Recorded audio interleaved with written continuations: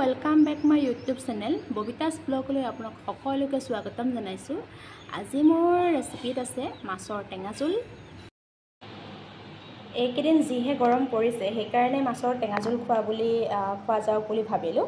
সেইকাৰণে মাছৰ টেঙা জোলৰ কাৰণে সৰু জালি কোমোৰা এটা লোৱা হ'ব।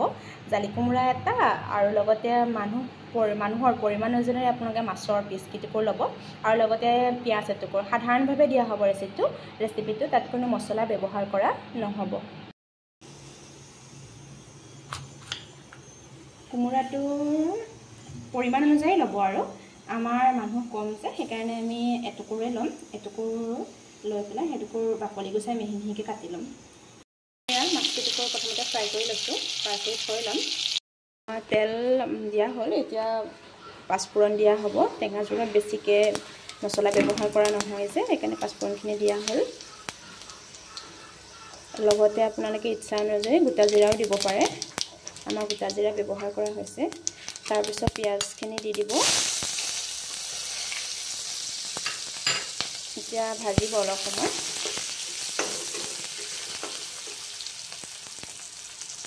খিনি ভাজি হ'ল। ভাজি হোৱাৰ পিছত এতিয়া কোমোৰা জালি যিখিনি কাটি লৈছিলোঁ সেই কাটি লোৱা কোমোৰা জালিখিনি দিয়া হ'ব। এতিয়া কোমোৰা জালিখিনি দিয়া হ'ল।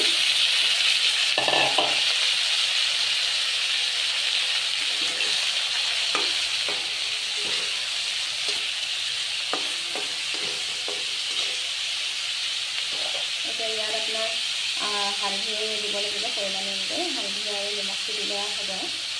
যিহেতুকে টেঙা জোল বনোৱা হৈছে সেইকাৰণে মছলাৰ ব্যৱহাৰ নহ'ব।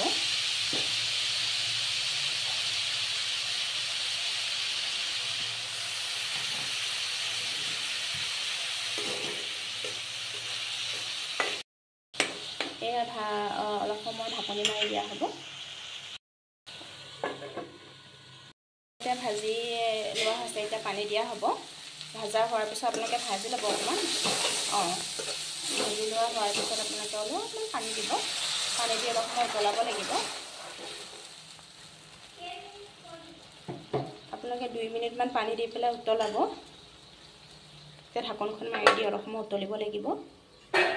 উতলি আছে। এতিয়া উতলি এই মাছ দিয়া হ'ল। দিয়া পেলাই মাছ দি পেলাই উতলোৱা হ'ব। তাৰপিছত টেঙা দিয়া হ'ব আৰু এতিয়া নেমু চেপি দিয়া হ'ব।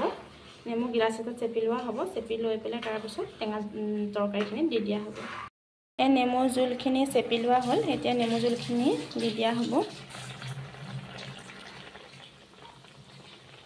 আপোনালোকে পৰিমাণ অনুযায়ী দিব। আমি টেঙাটো যিমানখিনি আমি খাব পাৰোঁ সেই অনুযায়ী আমি টেঙাটো দিছোঁ। আপোনালোকে যদি বেছি খায় তেতিয়াহ'লে এটা নেমুৰ গোটেইটোৱে দিব পাৰে বা এফালো দিব পাৰে। আমি এফালহে দিছোঁ। আৰু অলপ সময় উতলিব লাগিব। অকণমান শুহিলে আমাৰ মাছৰ টেঙা জোল ৰেডি হৈ যাব আৰু এয়া আমাৰ মাছৰ টেঙা জোল ৰেডি হৈ গ'ল। আপোনালোকেও বনাই চাব আৰু লগতে খায়ো চাব কেনেকুৱা লাগে। আৰু সকলোৱে যদি ভাল পায় মোৰ ভিডিঅ'টো তেতিয়াহ'লে লাইক ছাবস্ক্ৰাইব কৰিবলৈ নাপাহৰিব। আজিলৈ আহিছোঁ। ধন্যবাদ।